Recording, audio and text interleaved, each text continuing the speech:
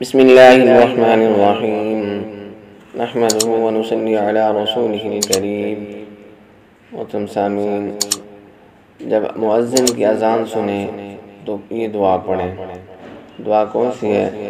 حدیث پاک کا مفہوم ہے کہ اذان کی آواز سن کر جو شخص اس کو پڑھے اس کے گناہ بخش دیے جائیں گے۔ محترم سامعین، یہ گناہوں کا معاملہ بندہ خود جانتا ہے کہ اس کے کتنے گناہ ہیں، یا پھر اللہ تعالیٰ جانتے ہیں۔ اس لیے محترم سامعین، دنیا میں تو ہمیں کوشش کرنی چاہیے کہ جس طرح ہمارے گناہ ہیں تو اللہ کے نبی علیہ السلام نے جو ہمیں اعمال بتائے ہیں ان اعمال کو کرتے جائیں اور اپنے گناہوں کو معاف کراتے جائیں۔ جتنے کم گناہ ہوں گے اتنا جلدی اللہ تعالیٰ ہمیں جنت میں بھیج دیں گے اور ہمارا حساب کتاب کم سے کم ہوگا۔ اس لیے محترم سامعین، ان دعاؤں کو اہتمام کے ساتھ، جو مسنون دعائیں ہیں ان کا اہتمام کیا جائے تاکہ اللہ تعالیٰ کے ہاں ہمارے گناہ کم ہوں اور نیکیاں زیادہ ہوں۔ دعا کون سی ہے؟ دعا یہ ہے: اشہد ان لا الہ الا اللہ وحدہ لا شریک لہ واشہد ان محمدا عبدہ ورسولہ رضیت باللہ ربا وبمحمد رسولا وبالاسلام دینا۔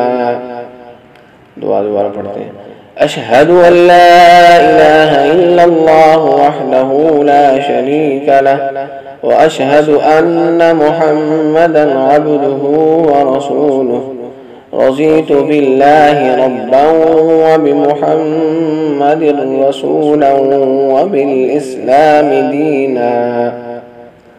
میں گواہی دیتا ہوں اللہ کے سوا کوئی معبود نہیں، وہ اکیلا ہے، اس کا کوئی شریک نہیں، اور یہ کہ محمد صلی اللہ علیہ وسلم اللہ کے بندے اور اس کے رسول ہیں۔ میں نے اللہ کو اپنا رب اور محمد صلی اللہ علیہ وسلم کو اپنا رسول اور اسلام کو اپنا دین پسند کر لیا۔ حدیث شریف میں ہے جو شخص مؤذن کا جواب دے اس کے لیے جنت ہے۔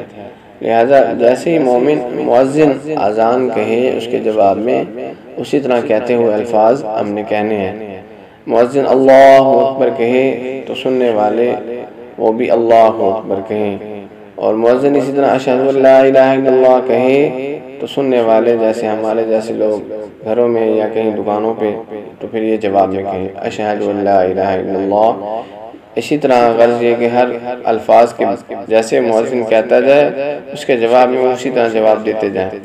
جب مؤذن حی علی الصلاۃ اور حی علی الفلاح کہے تو پھر ہم لا حول ولا قوت الا باللہ اس کے جواب میں کہیں۔